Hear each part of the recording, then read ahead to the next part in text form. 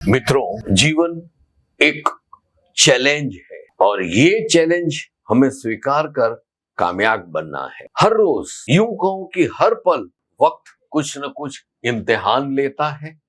हमें उसमें 100% रिजल्ट देने का है और सक्सेसफुल आगे बढ़ना है। दोस्तों, हम कपड़ों का व्यापार करते हैं। अभी जैसे अनुशासन बहुत आवश्यकता है, चाहे फिर खाने पीने का हो, सोने का हो, हंसने का हो, गाने का हो, व्यवहार का हो या मित्रता का हो, हर चीज में डिसिप्लिन यानी कि अनुशासन की आवश्यकता रहती ही है। अनुशासन में रहने से क्या होता है, आप ज्यादा सरलता से कामयाबी की तरफ आगे बढ़ सकते हो और एक आत्मविश्वास के साथ अपने से प्रेम में आ जाओ, ऐसी आपको अनुभूति होगी, ऐसा आपको एहसास होगा।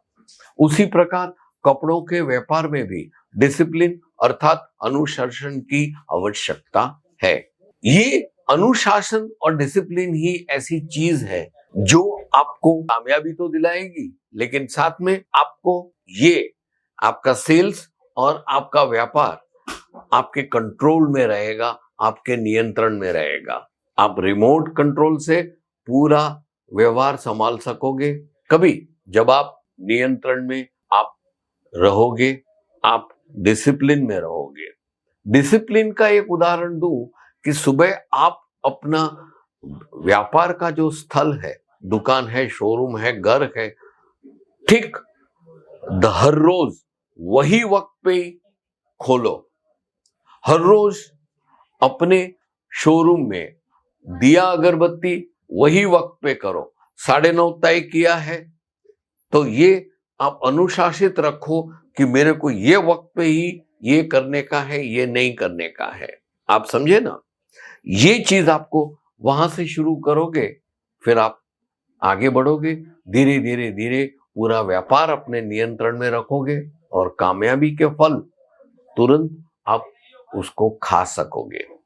खैर, व्यापार में, वो भी कपड़ों के व्यापार में, आप डिसिप्लिन के साथ अपने बिजनेस को, अपने सेल्स को कैसे अपने नियंत्रण में रखोगे, उसके चंद मुद्दे आपको देता हूं।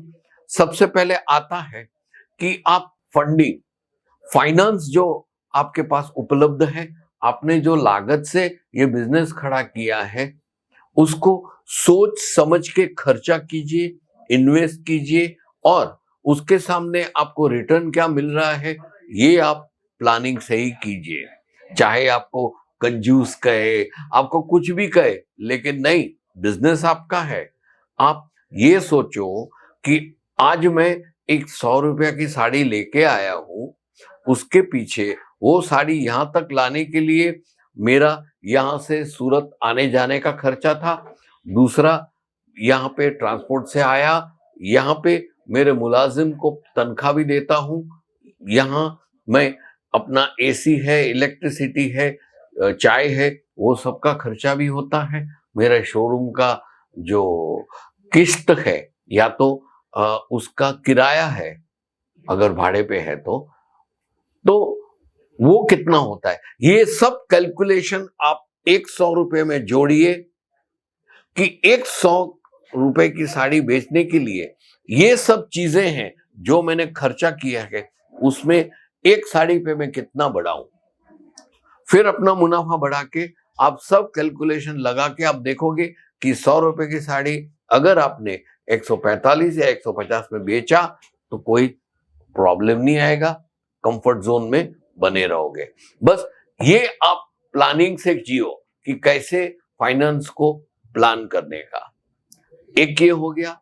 दूसरा, आप अपनी दुकान या शोरूम आपके शहर में कौन से एरिया में लगाते हो, वो 2, 4, 5 बार सोच समझ के, सर्वे करके, आजू बाजू कौन से कस्टमर्स रहते हैं जो कपड़ों का खरीदी के लिए आ सकते हैं, वो कपड़े खरीदने आए तो उसमें जेंट्स ज्यादा है तो जेंट्स के कपड़े ज्यादा रखिए, यंग जनरेशन की कन्याएं हैं तो उसके लिए सूट्स है या कुर्तियां हैं या लहंगे हैं, ऐसी चीजें रखें। ऐसे सोच समझ के आप दुकान वहां पे लगाइए। आपकी उसका लोकेशन स्टेशन के सामने है, बस स्टॉप के पीछे है, जहां पे भीड़ भाड़ ज्यादा बाजार की रहती है, ऐसी जगह पे रखो।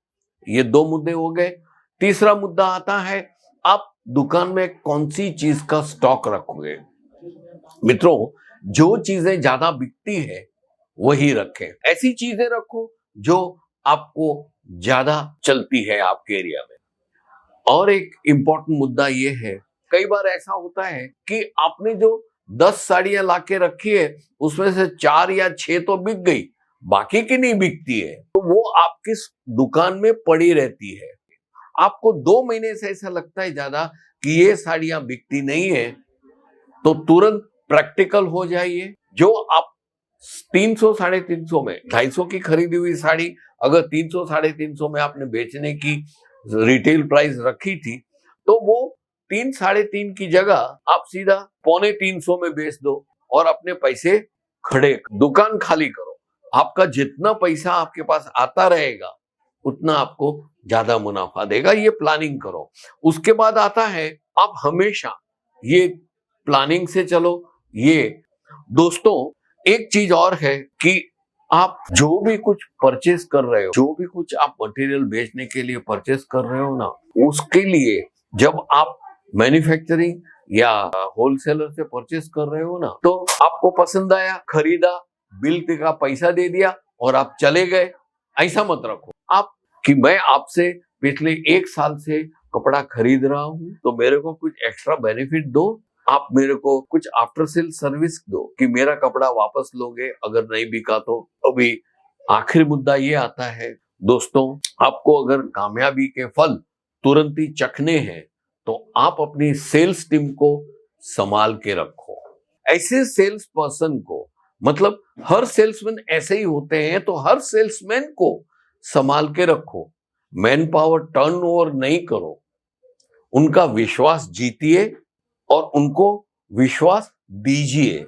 उसको ऐसा विश्वास दिलाइए कि वो जो पेड़ के शाख पे बैठे हैं वो मजबूत है, गिरेगा नहीं। सेठ तुम्हारे साथ है, रात दिन तुम जो सेल करते हो ना, आपको बोनस भी देंगे, आपको इंसेंटिव भी देंगे और आपको हर साल तनख्वाह भी बढ़ाएंगे। ये सब आप उससे विश्वास में देके कीजिए दोस्तों, और साथ में उनका भी विश्वास जीतिए। आप एक भरोसा रखिए कि ये सेल्समैन आया है ना, वो 420 नहीं करेगा, डबल क्रॉसिंग नहीं करेगा, या खुद का मतलब निकालने के लिए उल्टा सीधा नहीं करेगा।